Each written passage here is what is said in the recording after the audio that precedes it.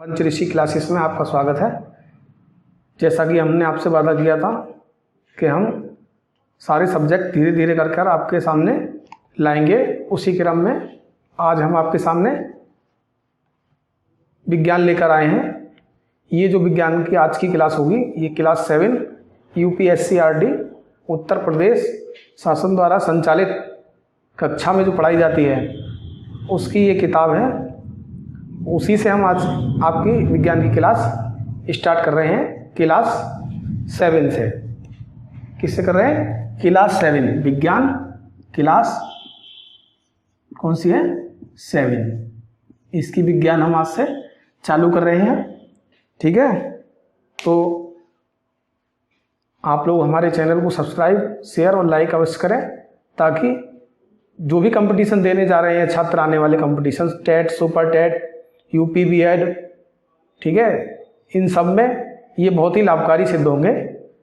और हमारा वादा है आपसे कि हम धीरे धीरे कर सभी सब्जेक्ट आपके सामने लाते रहेंगे, ठीक है। तो आज हम पढ़ाने जा रहे हैं विज्ञान, ठीक है। तो विज्ञान पहले तो हम ये समझ लेते हैं कि क्लास 7 में कौन कौन से चैप्टर हैं, ठीक है, और कौन कौन से हमको पढ़ने हैं, ठीक है। तो सबसे पहला चैप्टर है हमारा मानव विज्ञान एवं प्रौद्योगिकी। क्लास 7 की बात कर रहा हूँ मैं, ठीक है। अगर किताब किसी के पास ना भी है क्लास 7 की तो चिंता मत करिए, जो भी मुख्य इंपॉर्टेंट पॉइंट्स होंगे वो हम आपको साथ के साथ लिखाते चलेंगे और ब्लैक बोर्ड पर भी लिखवाएंगे, जिससे आपको उसका स्क्रीनशॉट लगातार मिलता रहे, ठीक है। तो आज से आप क्लास 7 की विज्ञान पढ़ना चालू कर दीजिए हमारे साथ, ठीक है। तो मानव विज्ञान एवं प्रौद्योगिकी, दूसरा है रेशों से वस्त्र तक। तीसरा चैप्टर आता है इसके अंतर्गत पदार्थ की संरचना एवं प्रकृति। पदार्थ की संरचना कैसी है, उसकी प्रकृति कैसी है। तीसरा भौतिक और रासायनिक परिवर्तन। चौथा पदार्थ की संरचना एवं प्रकृति, चौथा भौतिक और रासायनिक परिवर्तन। पांचवा था ऊष्मा एवं ताप। छठा था पौधों में पोषण। पौधों में पोषण किस तरह से होता है ये आपको हम बताएंगे। जंतुओं में पोषण किस तरह से होता है, उसका अगला चैप्टर है 7वां, ठीक है। उसका जीवों में श्वसन कैसे होता है, 8वां चैप्टर है जीवों में श्वसन कैसे होता है। 9वां जंतुओं एवं पौधों में परिवहन कैसे होता है। जीवों में उत्सर्जन कैसे होता है, पौधों में जनन कैसे होता है, 10th चैप्टर। 11th पौधों में जनन, ठीक है। और 12th लाभदायक एवं हानिकारक पौधे एवं जंतु, मतलब जिनसे हमें लाभ हो और जो हमारे लिए हानिकारक है वो पौधे एवं जंतु कौन कौन से हैं। नंबर 13वां है भोजन, स्वास्थ्य एवं रोग। भोजन, स्वास्थ्य और रोग 14वां चैप्टर है। ध्वनि 15वां है ऊर्जा। 16वां है प्रकाश। 17वां बल एवं यंत्र। 18वां है स्थिर विद्युत, ठीक है, स्थिर विद्युत। और 19वां है जल। 20वां है वायु। और लास्ट वन यानी कि जो अंतिम चैप्टर है वो है कंप्यूटर का। कंप्यूटर के बारे में थोड़ा इसमें दे रखा है बेसिक चीज, जो हम आपको इस चैप्टर में पढ़ाएंगे, ठीक है। तो साइंस के क्रम में आज हम आपको बताते हैं कि विज्ञान है क्या। विज्ञान हम कहते हैं, सुना है हमने कि विज्ञान, लेकिन है क्या विज्ञान? विज्ञान साइंस, SCIENCE, अंग्रेजी वर्ड साइंस से बना है विज्ञान, ठीक है। और ये जो लैटिन भाषा का शब्द है साइंसिया, इससे इसकी उत्पत्ति हुई है, ठीक है, इससे बना है। और इसकी उत्पत्ति कैसे हुई है? लैटिन वर्ड साइंसिया से। और इसका मतलब क्या है? इसका मतलब है जानना। अब जानना, क्या जानना, ये तो हमने पता कर लिया कि विज्ञान साइंस से बना है। साइंस का मतलब साइंस बना है लैटिन भाषा के सब साइंसिया से, और इसका मतलब है जानना। लेकिन हमें जानना क्या है विज्ञान के अंतर्गत, ठीक है। तो प्रयोगों, निष्कर्षों द्वारा हमारे चारों ओर के भौतिक एवं प्राकृतिक जगत के बारे में जानकारी जो हमें प्राप्त होती है उसी को हम बोलेंगे विज्ञान, ठीक है। तो पहला चैप्टर हम पढ़ रहे हैं मानव विज्ञान एवं प्रौद्योगिकी। मानव विज्ञान प्रौद्योगिकी, ठीक है। तो विज्ञान की परिभाषा तो यही हो गया, विज्ञान साइंस से बना है, साइंसिया जानना, प्रयोगों निष्कर्षों द्वारा हमारे चारों ओर के भौतिक एवं प्राकृतिक जगत के बारे में जानकारी प्राप्त करना विज्ञान कहलाता है, ठीक है। अब प्रौद्योगिकी की क्या चीज है? विज्ञान के नियमों एवं सिद्धांतों। प्रौद्योगिकी की बात करते हैं। पहला चैप्टर है मानव विज्ञान प्रौद्योगिकी। तो प्रौद्योगिकी क्या है? प्रौद्योगिकी है क्या चीज? अब प्रौद्योगिकी क्या चीज है? हमने विज्ञान का इस्तेमाल करके नए नए आविष्कार किए, ठीक है। अपनी आवश्यकता के अनुसार, जिसकी हमें आवश्यकता पड़ी, कठिन कामों को करने के लिए यंत्र बनाए, मशीनें बनाई, कलपुर्जे बनाए और उनका उपयोग हमने अपने दैनिक जीवन में स्टार्ट कर दिया। तो ये किससे संभव हुआ? ये प्रौद्योगिकी से ही संभव हुआ, यानी विज्ञान के नियमों और सिद्धांतों के, विज्ञान के नियमों एवं सिद्धांतों से, सिद्धांतों के अनुप्रयोग से, सिद्धांतों के अनुप्रयोग से मानव हित में संसाधनों का निर्माण ही, अनुप्रयोग से क्या? विज्ञान के नियमों एवं सिद्धांतों के अनुप्रयोग से मानव हित, मानव हित में, मानव हित में संसाधनों का निर्माण,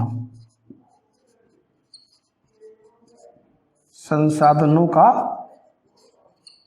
निर्माण, ठीक है। मानव हित में संसाधनों का निर्माण ही क्या है? प्रौद्योगिकी है।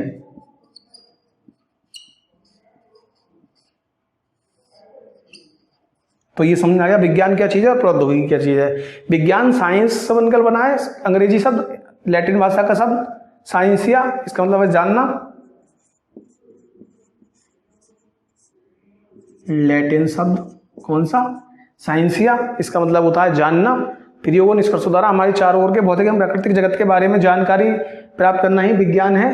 प्रौद्योगिकी क्या चीज है? जैसे हमने बताया कि हमने अपनी आवश्यकता अनुसार बहुत से यंत्रों का आविष्कार किया, कंप्यूटर का आविष्कार किया, ट्रैक्टर का आविष्कार किया, ये सब किससे संभव हो सका? प्रौद्योगिकी से। विज्ञान के नियमों को, सिद्धांतों के अनुप्रयोगों से मानव हित में संसाधनों का निर्माण ही प्रौद्योगिकी है, ठीक है। अब यहां बात करते हैं क्लास 7th के चैप्टर नंबर 1 की, कि उसमें मुख्य इंपोर्टेंट पॉइंट्स कौन कौन से हैं। तो ये तो हमने विज्ञान और प्रौद्योगिकी बता दिया, इसका आप स्क्रीनशॉट ले लीजिए, ठीक है, हो गया, ठीक। चलिए अब हम बताते हैं कि क्लास 7 के फर्स्ट चैप्टर विज्ञान एवं विज्ञान प्रौद्योगिकी में है क्या, उसके कुछ इंपॉर्टेंट पॉइंट्स हम आपको लिखवाते चलेंगे, जो आप नोट करते रहें। बाकी पूरी किताब हम आपको नहीं पढ़वाएंगे, याद रखना, पूरी किताब हम आपको नहीं पढ़वाएंगे। होता क्या है, अक्सर लोग PDF बनाते हैं और किताब को पढ़ना शुरू कर देते हैं और कुछ पॉइंट उसके अंडरलाइन करके आपको दिखा देते हैं और भ्रमित कर देते हैं, ठीक है ना। ऐसा नहीं होगा, हम आपको बाकायदा उसके पॉइंट्स लिखवाएंगे और बताएंगे, ठीक है। अब सबसे पहले आता है कि स्कैनर, विज्ञान में चैप्टर में आपको कुछ चीजें दे रखी हैं, जैसे स्कैनर,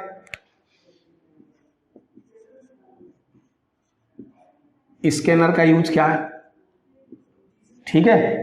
नंबर 2 एंडोस्कोपी, इंडोस्कोप क्या है? इंडोस्कोप मशीन,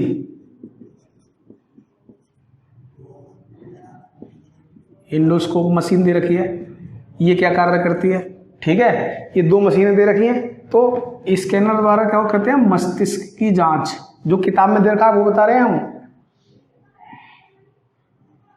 मस्तिष्क, मस्तिष्क की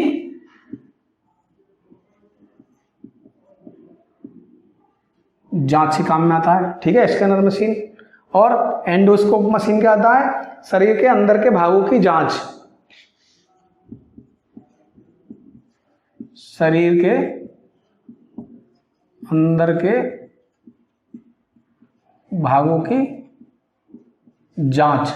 जैसे हम कभी किसी पेट के डॉक्टर के पास जाएं, वो पहले क्या कहता है कि भाई आपके पेट में बहुत गड़बड़ी है, तो क्या होगा कि आपकी एंडोस्कोपी होगी। तो एंडोस्कोपी में क्या होता है कि एक नली लंबी सी, उसके आगे कैमरा लगा होता है, उसको मुंह के जरिए पेट के अंदर वो डाल देते हैं और उसके अंदर सारी क्या क्रियाकलाप चल रहे हैं, डॉक्टर अपने हिसाब से उसको देखते हैं, तो वो ये एंडोस्कोपी बोला जाता है। अब दूसरे नंबर पे आता है, ये तो हुई एक बात जो किताब में इंपॉर्टेंट पॉइंट्स है।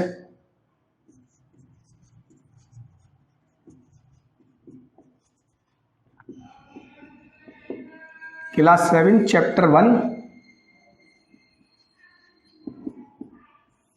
ठीक है, चैप्टर 1 है ये, जो इम्पोर्टेंट पॉइंट्स है वो हम आपको बता दे रहे हैं। ठीक, अब क्या है, स्टील उत्पादक क्षेत्र कौन कौन से हैं भारत में? स्टील उत्पादक क्षेत्र के बारे में बताया गया है। कौन कौन से स्टील उत्पादक क्षेत्र है? देखिए, जमशेदपुर, राउरकेला, जमशेदपुर, राउरकेला, ठीक है, जमशेदपुर, राउरकेला, भिलाई, दुर्गापुर आदि, भिलाई और दुर्गापुर आदि, ये क्या है, हमारे स्टील उत्पादक क्षेत्र हैं। अब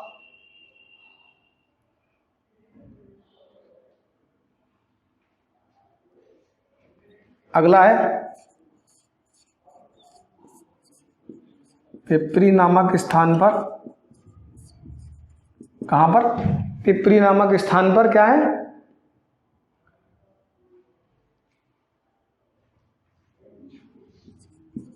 ये कहां पड़ता है? सोनभद्र जिले।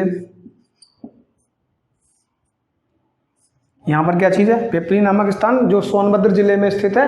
ओबरा बिजली घर है। क्या चीज है यहां पर?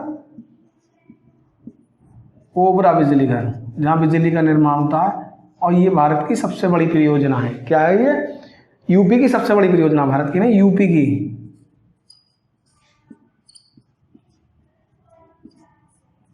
सबसे बड़ी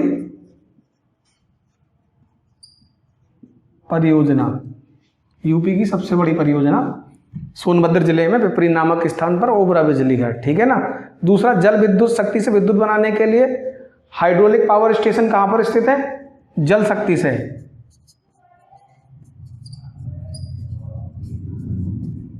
जल शक्ति से विद्युत, जल शक्ति से विद्युत कहां बनती है? जल शक्ति से विद्युत बनाने के लिए हाइड्रोलिक पावर स्टेशन, कौन से? Hydraulic power station. ये कहां पर है हाइड्रोलिक पावर स्टेशन? ये है रिहंद परियोजना। ये कहां पर है?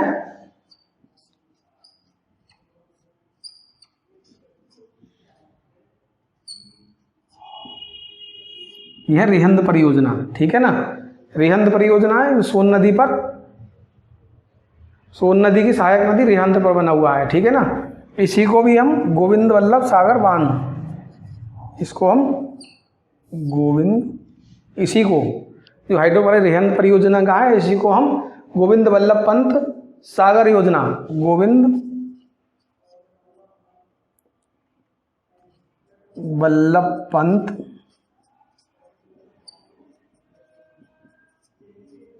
सागर योजना के नाम से भी जानते हैं। ठीक है ना।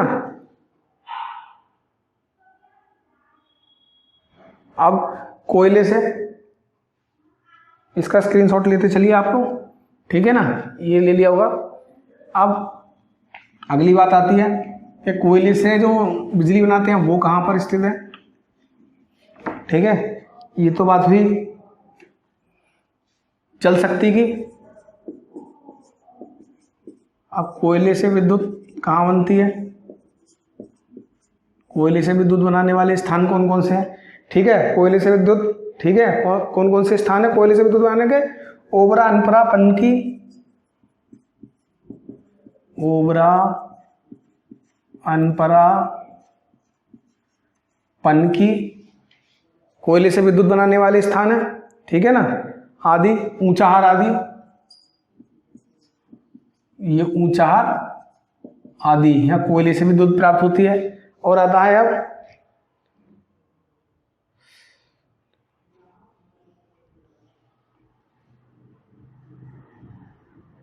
नाभिकीय ऊर्जा से।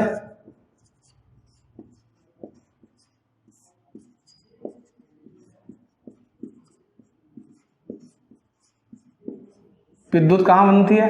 इसके कौन कौन से क्षेत्र हैं? कोयले के ये हो गए। नाभिकीय ऊर्जा से कौन कौन से? ट्रॉम्बे, नरोरा, ट्राम्बे, नरोरा, ट्राम्बे हो गया, नरोरा हो गया, और राणा सागर, राणा सागर हो गया, और कौन सा है, कलपक्कम,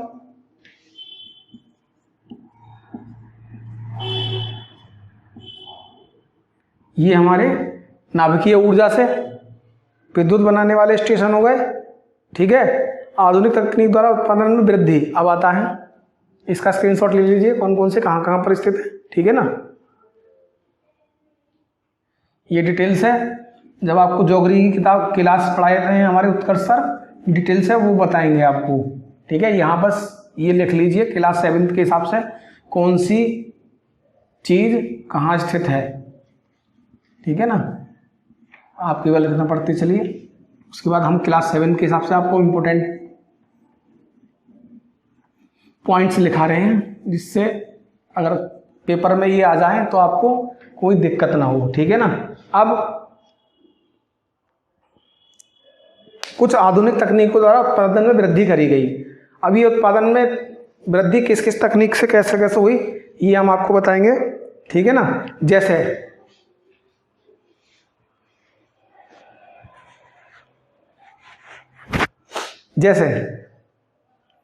आधुनिक तकनीक द्वारा उत्पादन में वृद्धि, मत्स्य उत्पादन में वृद्धि कैसे हुई, क्लास 7 की चल रही है, यहाँ पर कुछ कुछ पॉइंट बताएंगे, पूरा नहीं पढ़ाएंगे, ध्यान रखना। मत्स्य उत्पादन में कैसे वृद्धि हुई, जो गवर्नमेंट ने इसके कुछ मत्स्य के बीज, उन्नत किस्म के बीज बनाए। ठीक है, मत्स्य के बीजों द्वारा इसके उत्पादन में वृद्धि हुई। दूसरा, रेशम उत्पादन में वृद्धि कैसे हुई, रेशम उत्पादन में कैसे वृद्धि हुई। ठीक है ना, आधुनिक तकनीक द्वारा उत्पादन में वृद्धि है, हेडिंग डालना। रेशम उत्पादन में कैसे हुई,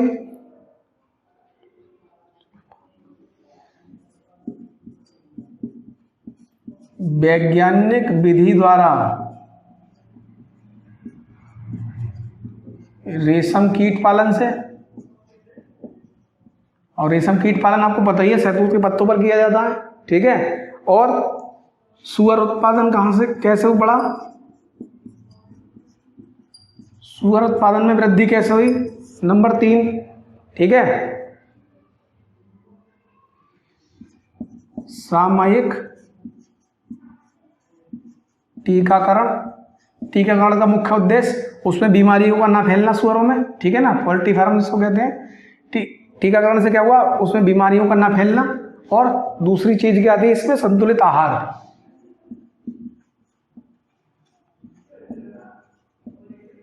उनको संतुलित आहार मिला और सामयिक टीकाकरण हुआ तो इनके उत्पादन में भी वृद्धि हुई। ठीक है, नंबर 4 क्या था, मुर्गी पालन।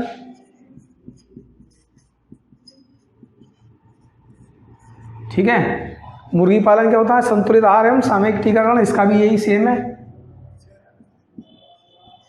सामयिक टीकाकरण, जिससे इनमें बीमारियां ना फैले और संतुलित आहार इनको मिला, जिससे इनके उत्पादन में वृद्धि हुई। नंबर 5 है सब्जी उत्पादन।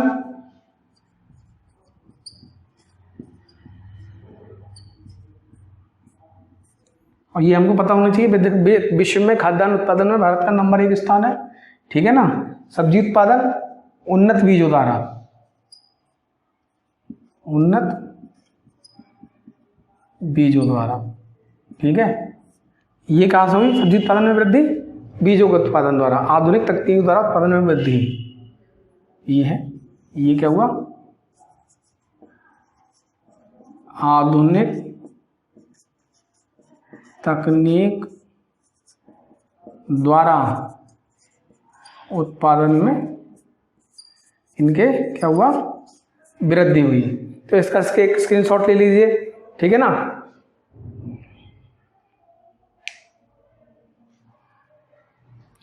और प्रौद्योगिकी का विकास जीवन, एक नियम उसमें लिखा हुआ है परिभाषा प्रौद्योगिकी का विकास विज्ञान के नियम तथा सिद्धांतों के दैनिक जीवन में उपयोग से होता है। ठीक है ना, अब NCERT द्वारा एक दूरदर्शन का ज्ञान दर्शन चैनल चलाया जा रहा है, जिसके माध्यम से इन सबको आप देख सकते हो। कृषि के क्षेत्र में विभिन्न विभिन्न क्रांतियां कौन कौन सी हुई हैं, अब हम उसको कक्षा 7 की किताब में दे रखी हैं, कौन कौन सी दे रखी है, अब उसको नोट कर लीजिए, आप चाहें तो नोट कर लीजिए या इसका स्क्रीनशॉट आप लेते चलिए। ठीक है, जो इम्पोर्टेंट हुआ उस टॉपिक के अंतर्गत वो ही लिखाएंगे, उससे ज़्यादा कुछ नहीं पढ़ाएंगे हम आपको, जिससे एग्जाम टाइम में आप उसको तुरंत रिवाइज करके पेपर देने जा सकें। ठीक है ना, जैसा कि इम्पोर्टेंट पॉइंट्स के बारे में बात चल रही है हमारी। अगली चीज़ है कृषि क्षेत्र में विभिन्न क्रांतियाँ कौन कौन सी हुई। कृषि क्षेत्र में विभिन्न क्रांतियाँ कौन कौन सी हुई हैं, देखिए सबसे पहली क्रांति कौन सी हुई, हरित क्रांति। हरित क्रांति। नंबर 2, हरित क्रांति किसके उपलक्ष्य में हुई, कौन से उत्पादन को बढ़ाने के लिए, फसल उत्पादन। फसल उत्पादन में हरित क्रांति। नंबर 2 क्या है, श्वेत क्रांति। कृषि से संबंधित है, ध्यान रखना ये क्रांति है जो मैं बता रहा हूं। श्वेत क्रांति से संबंधित है दूध का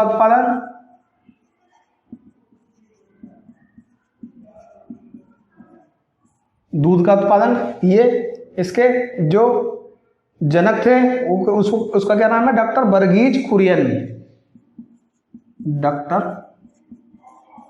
वर्गीज कुरियन। ठीक है ना, ये भी पूछ लिया जाता है कि श्वेत क्रांति के जनक कौन है, डॉक्टर वर्गीज कुरियन। नंबर 3 क्या है, पीली क्रांति। पीली क्रांति किससे संबंधित है, तिलहन उत्पादन से संबंधित है। तिलहन उत्पादन से संबंधित है। नंबर 4 आएगा, चौथा किसका आएगा, भूरी क्रांति। भूरी क्रांति किससे संबंधित है, पीली क्रांति के बाद उर्वरक उत्पादन से। उर्वरक उत्पादन से। और 5वीं कौन सी है, नीली क्रांति।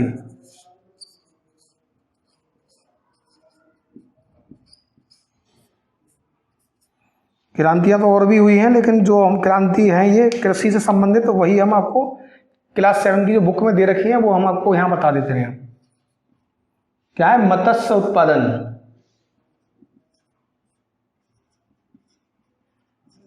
इसका एक स्क्रीनशॉट ले लीजिए कि इस क्षेत्र में विभिन्न क्रांतियां, हरित क्रांति फसल उत्पादन, श्वेत क्रांति दूध उत्पादन, और इसके जो जनक हैं वह डॉक्टर वर्गीज कुरियन जनक हैं इसके। पीली क्रांति तिलहन उत्पादन, भूरी क्रांति उर्वरक उत्पादन, और नीली क्रांति मत्स्य उत्पादन। ठीक है ना। और औद्योगिक रूप में भारत का कौन सा स्थान है 6 प्रमुख राष्ट्रों में एक है। औद्योगिक रूप में भारत का कौन सा स्थान है, छठा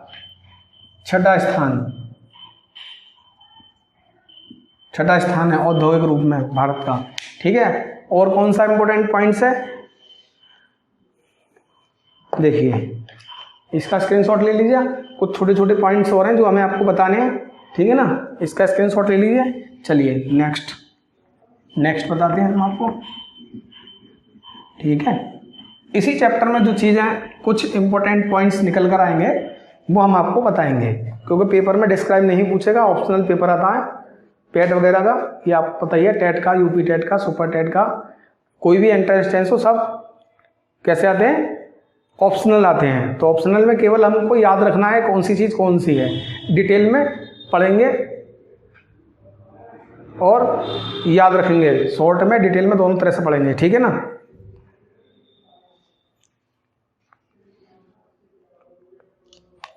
देखिए अगला पॉइंट, टेलीफोन लाइन से जुड़े कंप्यूटर नेटवर्क को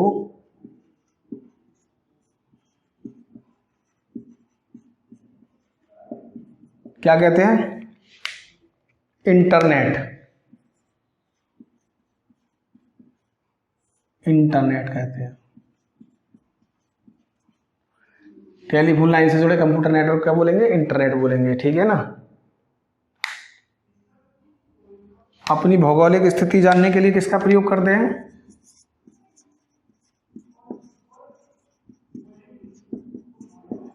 अपनी भौगोलिक स्थिति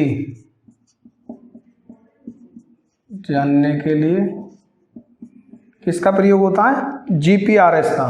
किसका प्रयोग होता है? जीपीएस का। जीपीएस ट्रैकिंग सिस्टम, जीपीएस का प्रयोग करते हैं, ठीक है ना। अपनी भौगोलिक स्थिति जानने के लिए जीपीएस का यूज करते हैं।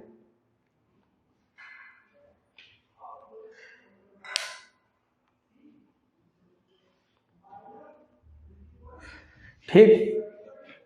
अब हरित क्रांति कहते किसे हैं? आधुनिक कृषि उपकरणों, उन्नत बीजों, उर्वरकों और पर्याप्त सिंचाई के साधनों द्वारा कृषि उपज में असंतुलित वृद्धि को हरित क्रांति कहते हैं। ठीक है, याद रखना ये परिभाषा। आधुनिक कृषि उपकरणों, उन्नत बीजों, उर्वरकों और पर्याप्त सिंचाई के साधनों द्वारा कृषि उपज में असंतुलित वृद्धि को हरित क्रांति कहते हैं। ठीक है। अब कुछ चीजें जो मैं यहाँ बता रहा हूँ वो क्या क्या चीज़ है, देखिए। ये क्या चीज़ है? ईमेल क्या चीज़ है? नंबर दूसरा, कृत्रिम उपग्रह।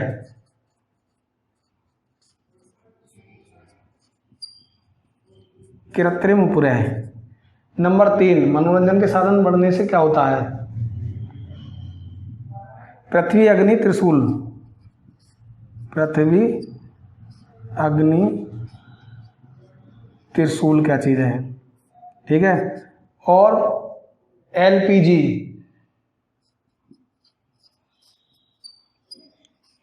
किस काम में आती है? ठीक है। तो ईमेल क्या चीज़ है? कंप्यूटर आधारित संरचना की युक्ति।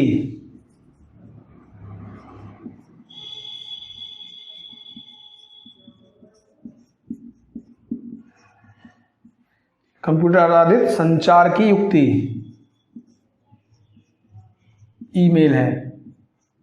ठीक है। कृत्रिम उपग्रह क्या है? दूरसंचार व्यवस्था।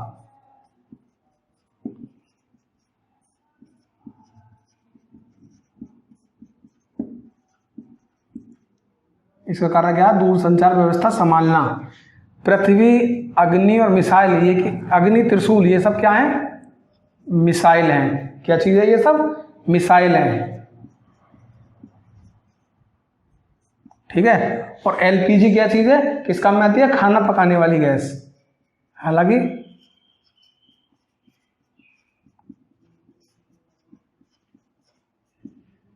ठीक है।